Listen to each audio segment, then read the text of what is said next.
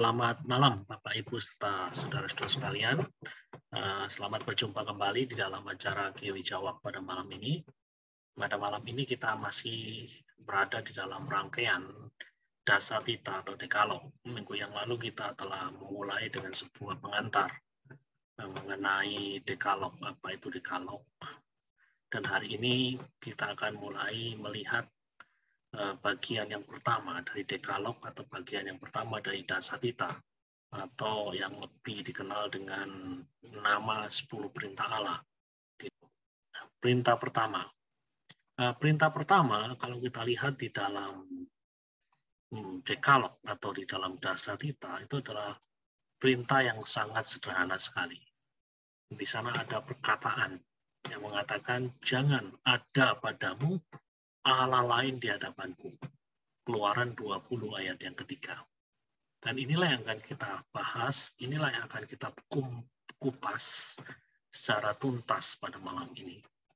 Nah, perlu Anda ketahui bahwa pada zaman Alkitab, khususnya pada zaman Musa, ketika dia menuliskan Taurat, itu ada 3 bentuk teisme ya istilahnya. Ada 3 bentuk teisme.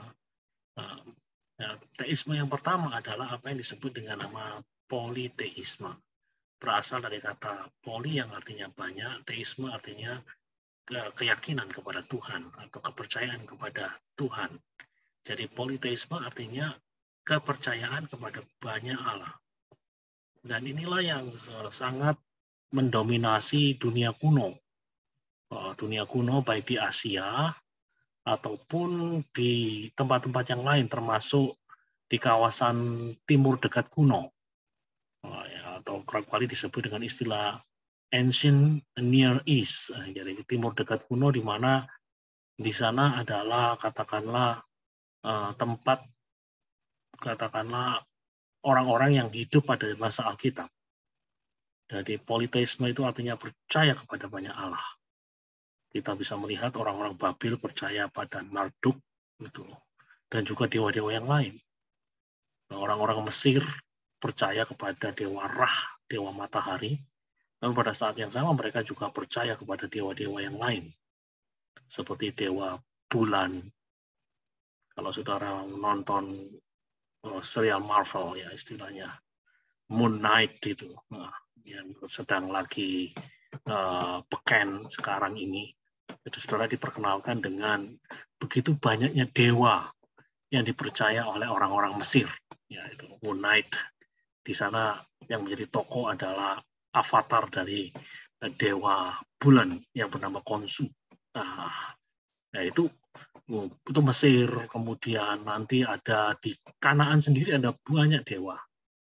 Salah satu yang terkenal adalah Baal, Asitoret. Itu adalah tempat, adalah konteks di mana orang-orang pada masa Perjanjian Lama hidup. Selain politeisme, ada keyakinan lain yang disebut dengan nama henoteisme. Henoteisme itu artinya adalah kepercayaan pada satu Allah. Jadi kepercayaan pada satu Allah, namun pada saat yang sama mengakui keabsahan dari Allah-Allah yang lain. Jadi percaya pada satu Allah, namun pada saat yang sama mengakui keabsahan dari Allah-Allah yang lain. Contoh yang paling tepat yang bisa kita gunakan adalah apa yang ditulis di dalam Hakim-Hakim 11 ayat 24. Di dalam Hakim-Hakim 11 ayat 24 dikatakan, bukankah engkau akan memiliki apa yang diberi oleh Kamos Allahmu? Demikianlah kami memiliki segala yang direbut bagi kami oleh Tuhan Allah kami. Di sini kita berbicara, bukan kita. Di sini hakim-hakim berbicara mengenai apa yang dikatakan oleh Yeftah. Yeftah berbicara mengenai Tuhan Allah kami. Yeftah berbicara mengenai Tuhan yang dia sembah. Namun pada saat yang sama, Yeftah juga menyinggung keyakinan yang disebut dengan nama henoteisme. percaya akan adanya satu Allah, namun pada saat yang sama juga mengakui keberadaan dan keabsahan dari Allah-Allah yang lain. Dalam hal ini adalah Kamos. Jadi, selain Yahweh, jadi orang-orang Israel percaya pada Yahweh, satu Yahweh, sebagai Allah yang patut disembah. Namun pada saat yang sama mereka juga mengakui bahwa ada bahwa Kamos, dewa yang disembah, katakan oleh orang-orang Moab, oleh orang-orang Amon, itu adalah dewa yang sama absamnya dengan dewa yang mereka sembah. Inilah yang disebut dengan nama henotheisme. Percaya kepada satu Allah, namun pada saat yang sama mengakui keabsahan Allah yang lain. Dan yang terakhir adalah apa yang saya sebut dengan monoteisme. Monoteisme artinya percaya kepada satu Allah saja dan menolak keabsahan dari Allah-Allah yang lain. Hanya ada satu Allah, yang lain itu Allah-Allah palsu. Yang lain itu bukan Allah-Allah yang benar. Jadi agak beda dengan henotheisme ya. Henotheisme percaya pada satu Allah, namun pada saat yang sama mengakui akan keberadaan, keabsahan, atau dalam tanda kutip kebenaran Allah-Allah yang lain. Itu beda dengan monoteisme. Monoteisme mengatakan hanya ada satu Allah yang benar, satu Allah yang sejati, Allah yang lain adalah Allah yang palsu. Nah, ini adalah 3 model keyakinan kepada Allah yang ada pada zaman Alkitab. Dalam hal ini yang saya singgung adalah pada saat katakanlah Israel itu menjadi sebuah bangsa. Nah, kalau kita perhatikan dengan teliti sekali di dalam Perjanjian Lama dan juga nanti di dalam Perjanjian Baru, kita melihat bahwa monoteisme itu adalah posisi tegas daripada Alkitab. Jadi Alkitab tidak pernah menganut apa yang disebut dengan nama politeisme, tidak pernah menganjurkan politeisme, tidak pernah menganjurkan atau memerintahkan henotheisme. Alkitab hanya menganjurkan, Alkitab hanya memerintahkan sebuah keyakinan, dan keyakinan tersebut adalah monoteisme. Dengan berkata begitu, maka kita bisa mengatakan Alkitab dengan jelas menentang apa yang disebut dengan kemusyrikan. Kemusyrikan itu adalah keyakinan bahwa ada ilah yang lain di samping ilah yang sejati. Nah, jadi Alkitab dengan jelas menentang kemusyrikan, musyrik. Ya. Nah, ini mungkin kata yang jarang dipakai ya oleh kita di Indonesia dalam percakapan sehari-hari, padahal kata itu ada di dalam Kamus Besar Bahasa Indonesia.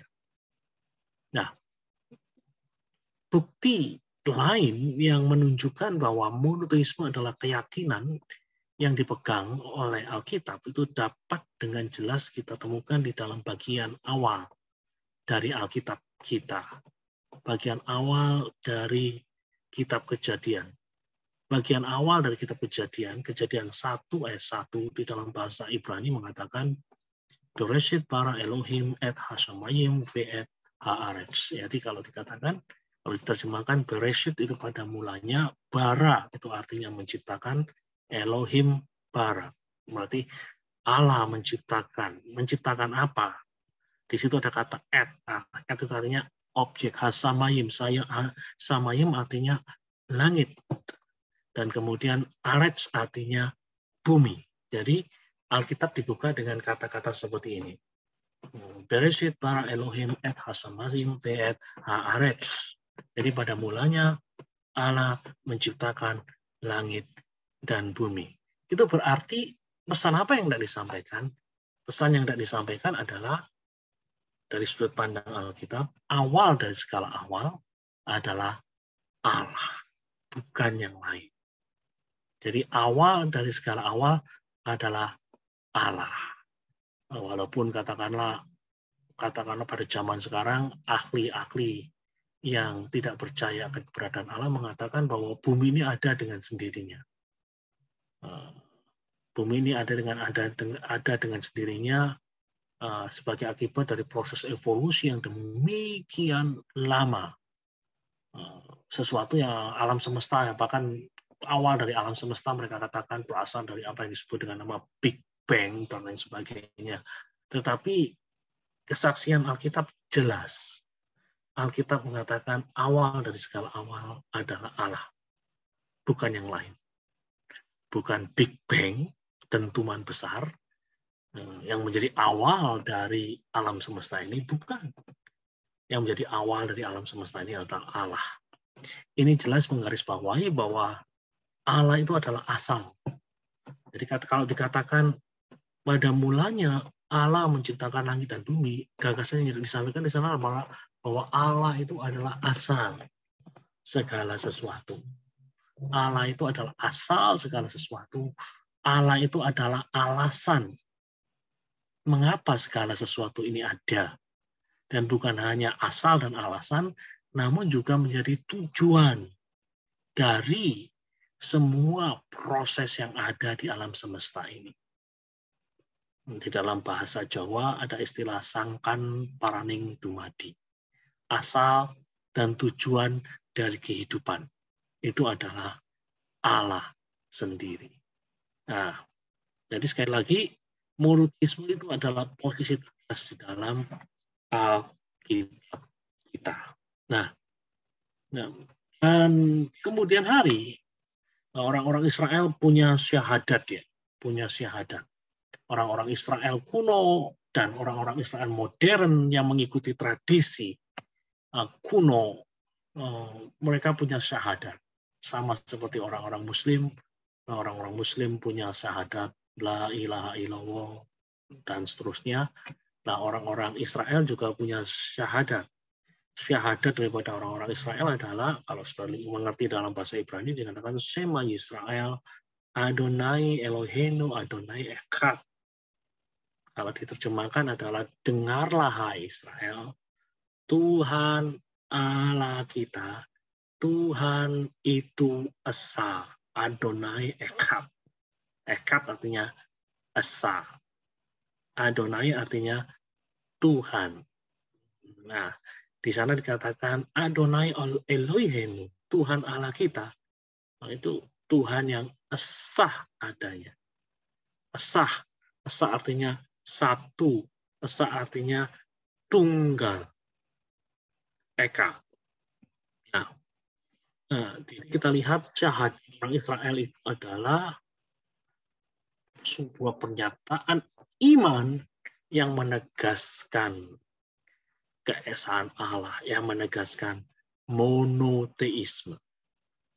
Dan di kemudian hari, Rasul Paulus di dalam Perjanjian Baru, di dalam 1 Korintus 8:4 menegaskan sekali lagi.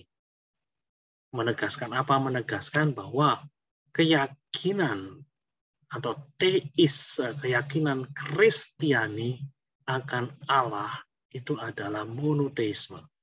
Tidak ada Allah yang lain daripada Allah yang esa. Nah, ini sesuatu yang penting untuk kita ketahui. Nah, sudah kita membahas secara panjang lebar mengenai keyakinan orang-orang yang hidup di dalam zaman Alkitab, mereka menggarisbawahi monoteisme dan sekaligus mewariskan iman itu kepada kita, mewariskan keyakinan itu kepada kita, sehingga kita semua orang-orang Kristen yang menjadi pewaris dari ajaran-ajaran mereka adalah para penganut monoteisme. Dan implikasi daripada monoteisme ini apa? Implikasi dari perkataan jangan ada Allah lain di hadapanku ini apa? Implikasi yang pertama yang saya sampaikan kepada Anda saat ini adalah bahwa kata jangan ada Allah lain di hadapanku itu menegaskan bahwa ada satu yang mutlak. Satu yang mutlak. Jadi di dalam hidup ini ada yang benar dan ada yang salah. Ada yang baik dan ada yang jahat. Dan tiap orang harus membuat pilihan, tidak bisa netral-netral saja karena ada satu yang mutlak. Ada satu yang mutlak itu adalah Allah itu sendiri. Ini sesuatu yang sangat-sangat penting sekali, saudara-saudara sekalian. Jadi bayangkan kalau yang menjadi keyakinan kita adalah politeisme. Politeisme di mana ada banyak dewa dan masing-masing punya standar.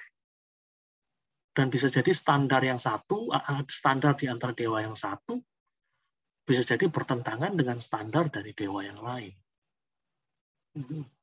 Jadi kalau kita percaya kepada politeisme yang ada adalah ya tadi, tidak ada standar yang mutlak. Tapi puji Tuhan, kita adalah penganut monoteisme. Itu berarti bahwa ada satu yang mutlak. Ada satu yang mutlak. Dan satu yang mutlak itu adalah Allah itu sendiri, dan Allah itu sendirilah yang menjadi standar. Standar dari benar atau salah di dalam hidup ini, baik atau jahat dari hidup ini, dan kita harus membuat pilihan. Memilih apa yang sesuai dengan standarnya, atau memilih sesuatu yang bertentangan dengan standarnya. Tidak ada, katakanlah, area abu-abu di sini. Tidak ada area netral di sini. Nah, tiap orang harus memilih. Memilih yang benar atau memilih yang salah. Dan ini berlaku di dalam segala bidang kehidupan, saudara-saudara sekalian. Bukan hanya berlaku di dalam bidang agama saja, ada agama yang benar dan agama yang tidak benar, ada agama yang baik dan agama yang tidak baik. Bukan hanya dalam ruang lingkup agama saja, tapi juga berlaku di dalam ruang lingkup politik dan bisnis. Ya. Jadi artinya apa di sini? Kalau ada satu yang mutlak di dunia ini, apa relevansi dari pemahaman ini dalam dunia politik dan bisnis? Relevansinya mungkin bisa saya kalimatkan seperti ini.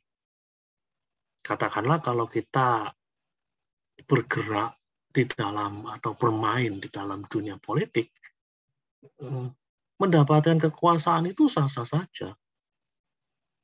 Namun, tidak berarti kita boleh semau gue. Menjadi seorang pemimpin dengan menggunakan cara-cara politis itu sah-sah saja. Namun tidak boleh semau gue, semuanya ada etikanya, ada standar yang harus diikuti. Itu berarti kita dituntut untuk bertanya, bagaimana cara memperoleh kedudukan tersebut? Benar nggak cara memperoleh kedudukan itu? Cara memperoleh jabatan itu benar nggak? Dan bagaimana menggunakan hasilnya? Kalau sudah terpilih jadi pejabat, kalau sudah terpilih jadi pemimpin, bagaimana menggunakan hasilnya?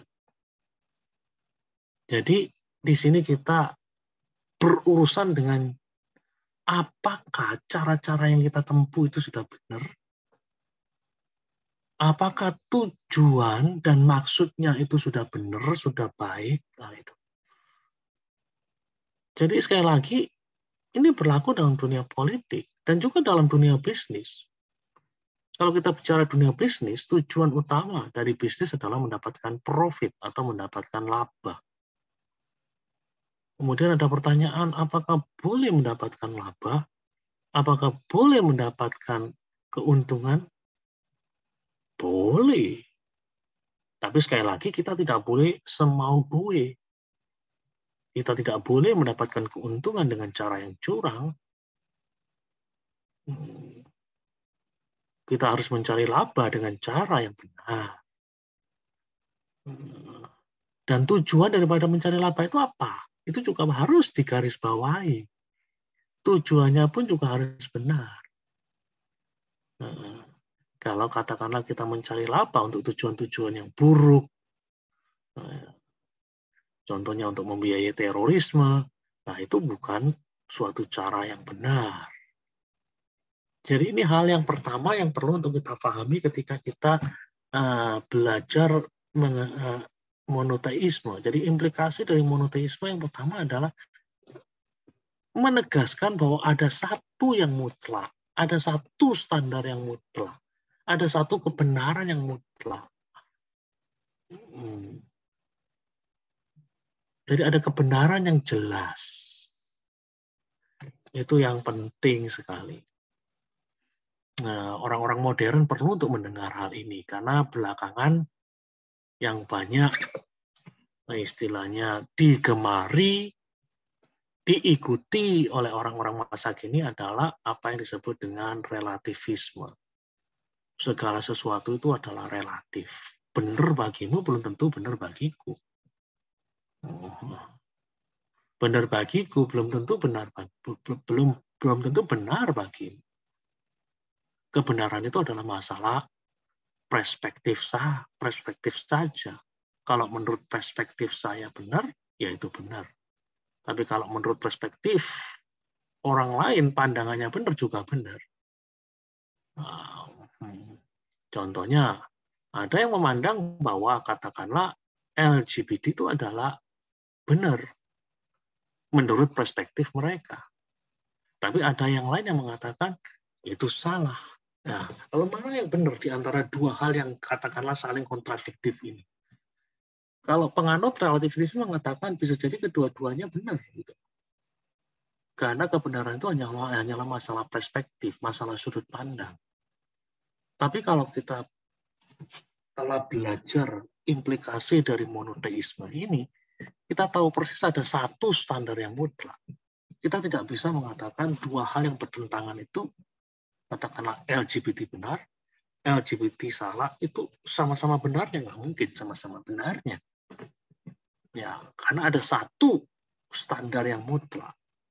Nah, satu standar yang mutlak itu berakar pada diri Allah sendiri.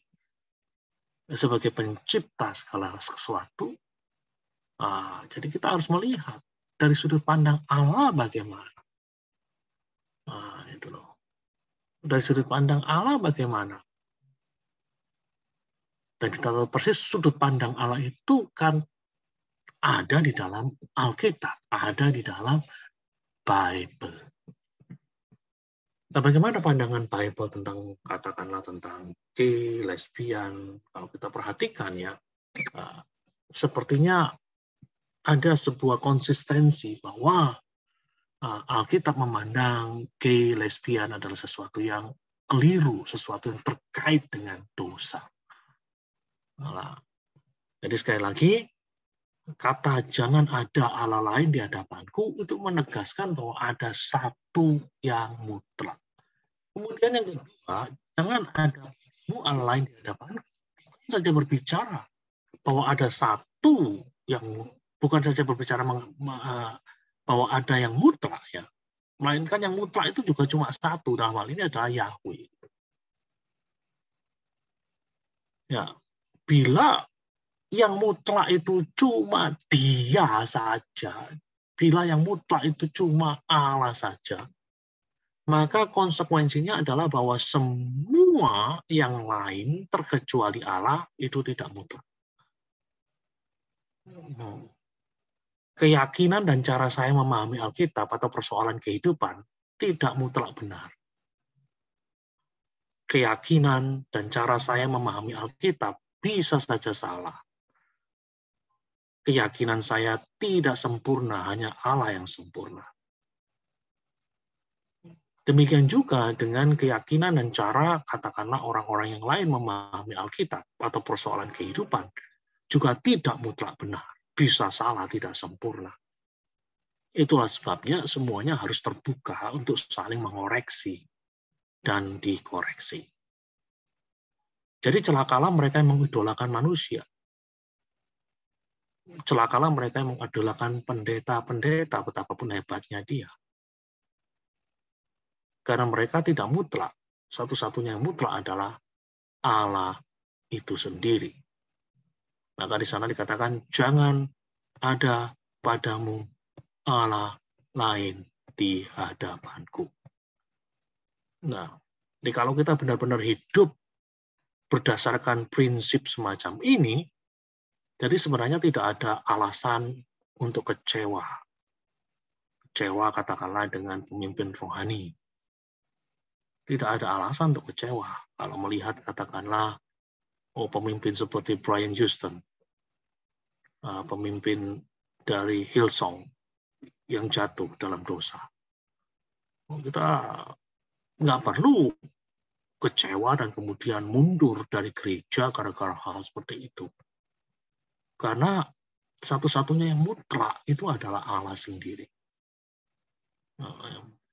Jadi keyakinan seorang pendeta jangan kemudian dibela mati-matian gitu loh.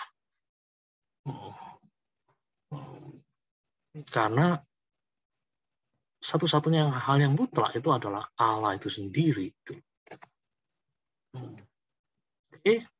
Kemudian kita melihat implikasi yang ketiga. Di sini kita berbicara mengenai prioritas. Prioritas. Jangan ada padamu Allah lain di hadapanku. Di sini berbicara mengenai prioritas. Jadi saudara harus tahu ya. 10 perintah Allah itu disusun bukan dengan urutan yang katakanlah urutan yang ngawur. Urutan yang acak ya. Itulah sebabnya banyak orang salah mengerti kalau ditanya dari 10 perintah, perintah mana yang paling penting?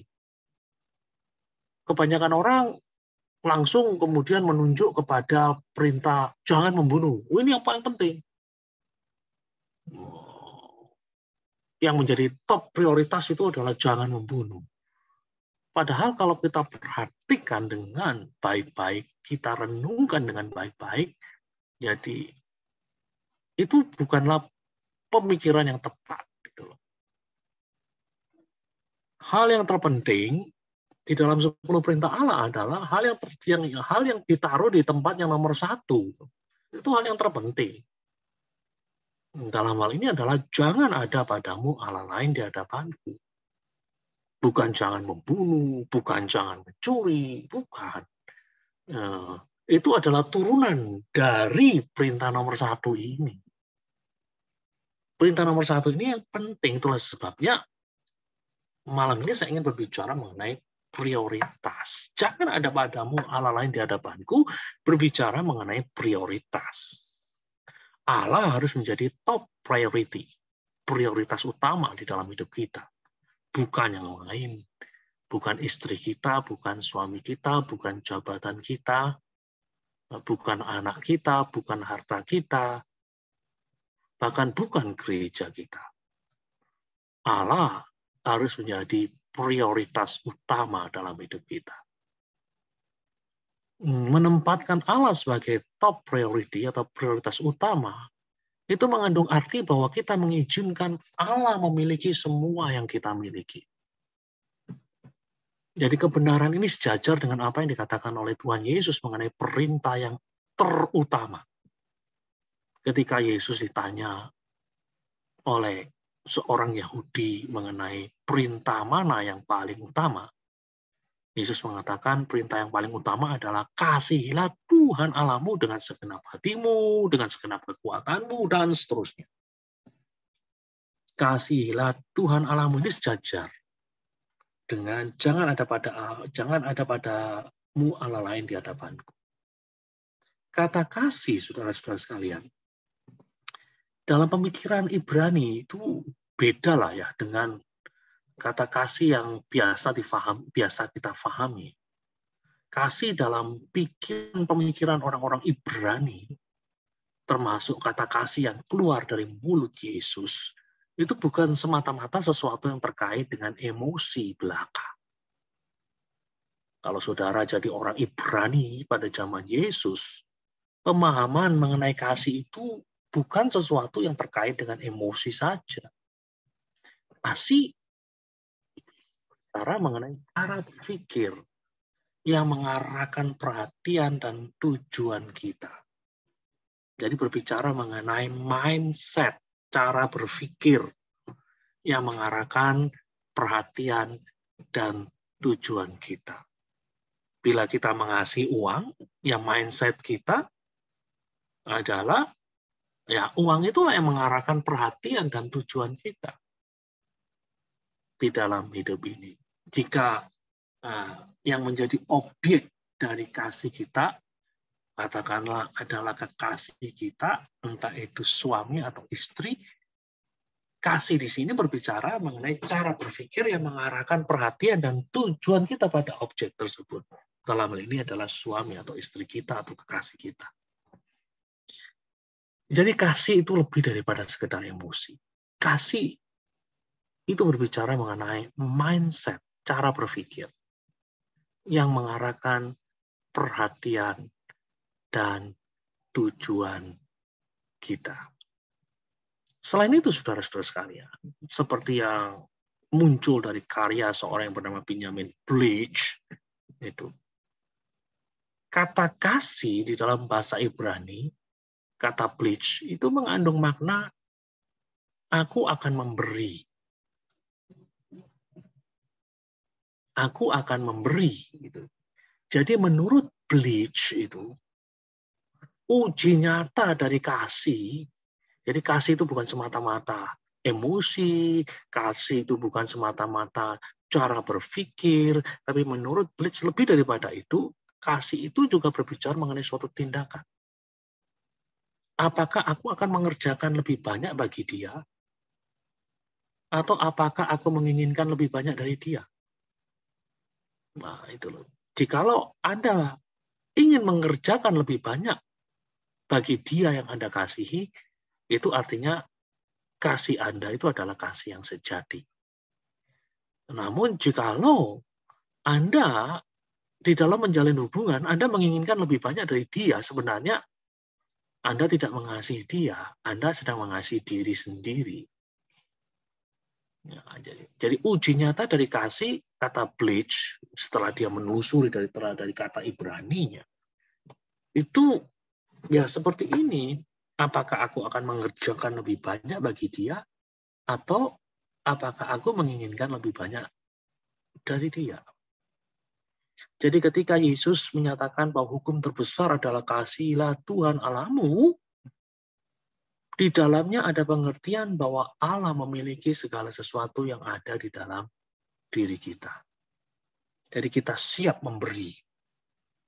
Kita siap mengerjakan lebih banyak bagi Allah.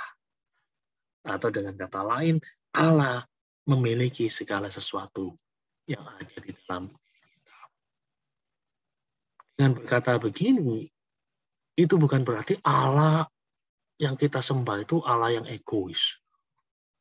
Oh, Pak Kadi tadi kan mengatakan Allah memiliki segala sesuatu yang ada di dalam diri kita.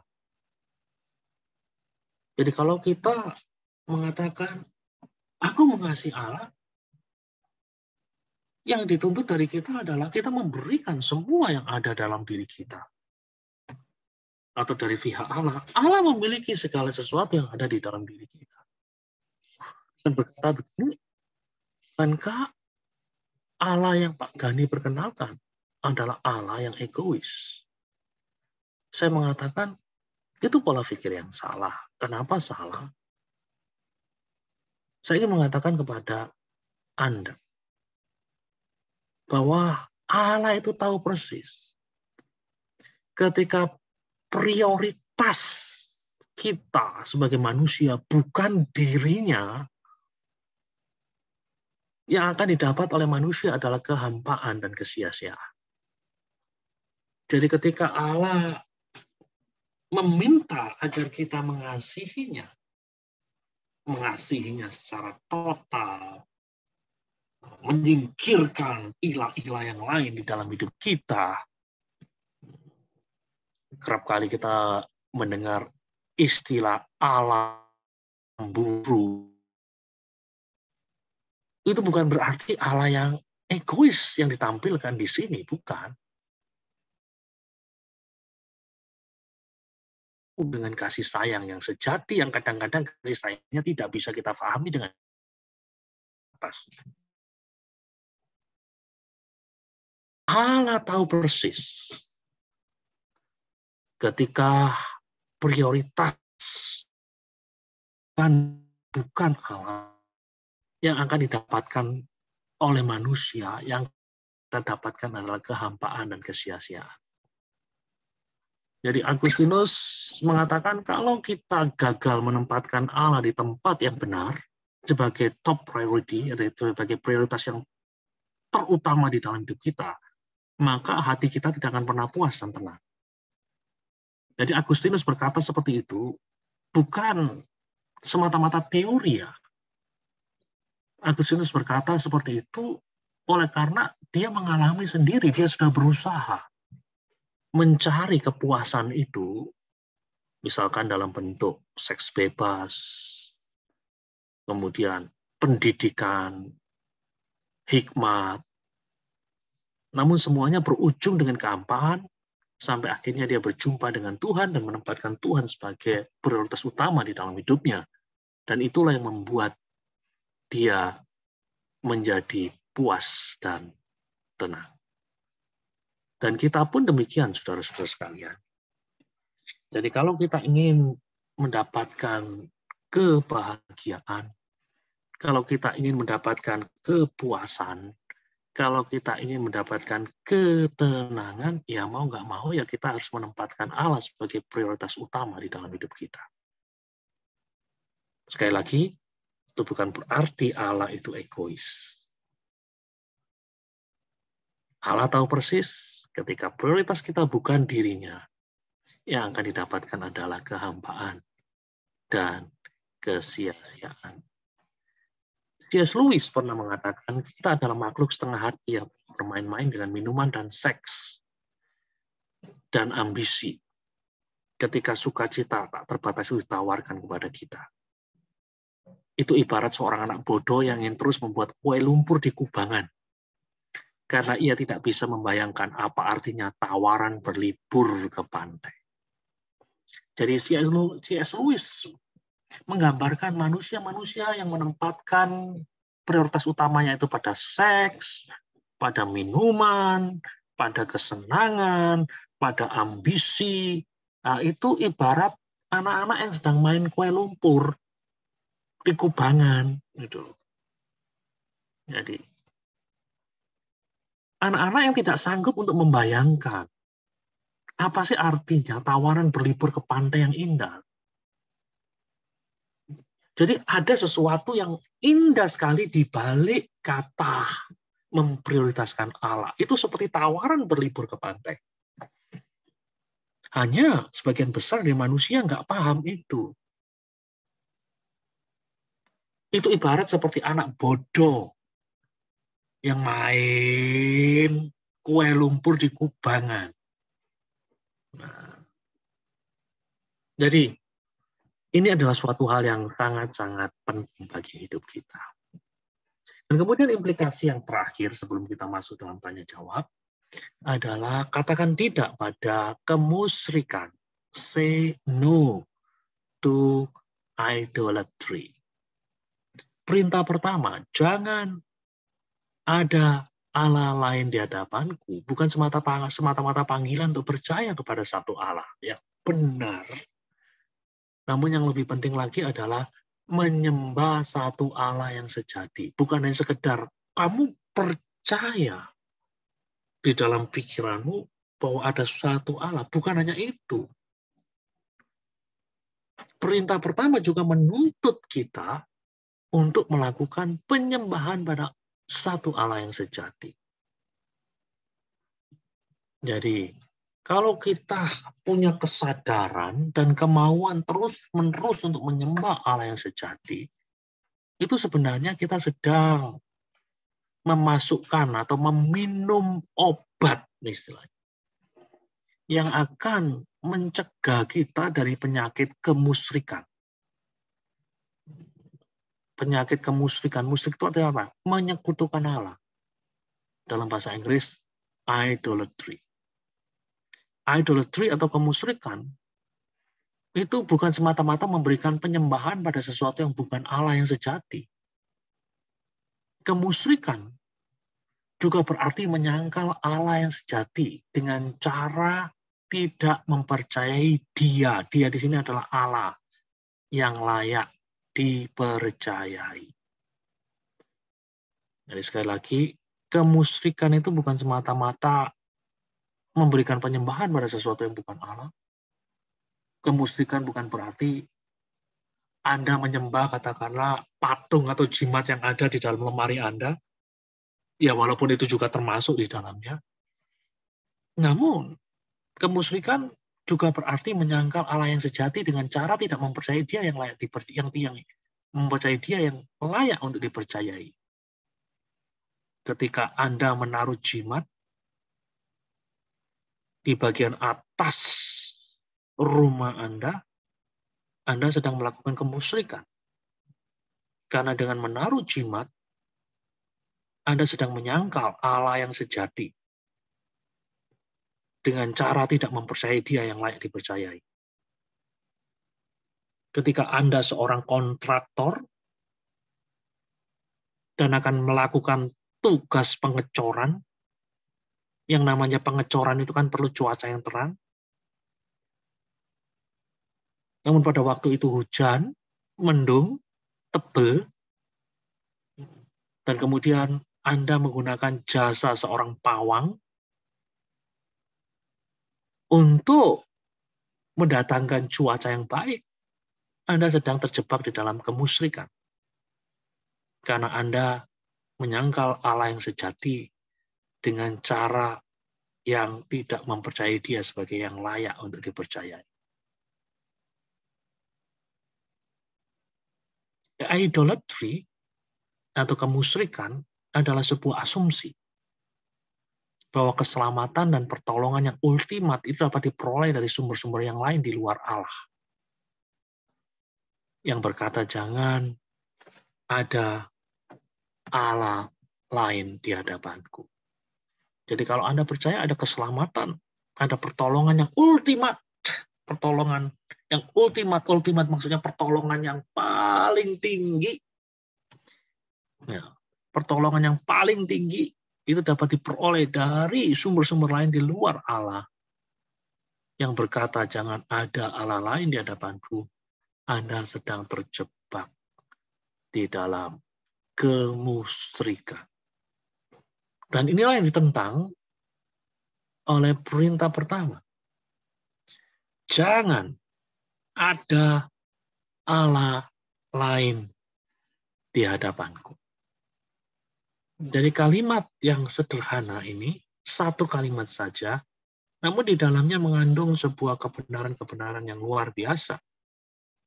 Mengandung implikasi-implikasi yang penting di dalam kehidupan kita. Jadi kalau kita rindu mengalami berkat yang luar biasa, berkat yang saya sebut dengan berkat covenant, berkat perjanjian itu, ya mau nggak mau kita harus belajar untuk mengikuti 10 perintah Allah. Dalam hal ini, sesuai dengan pembicaraan pada malam ini, perintah yang pertama, jangan ada Allah lain di hadapanku.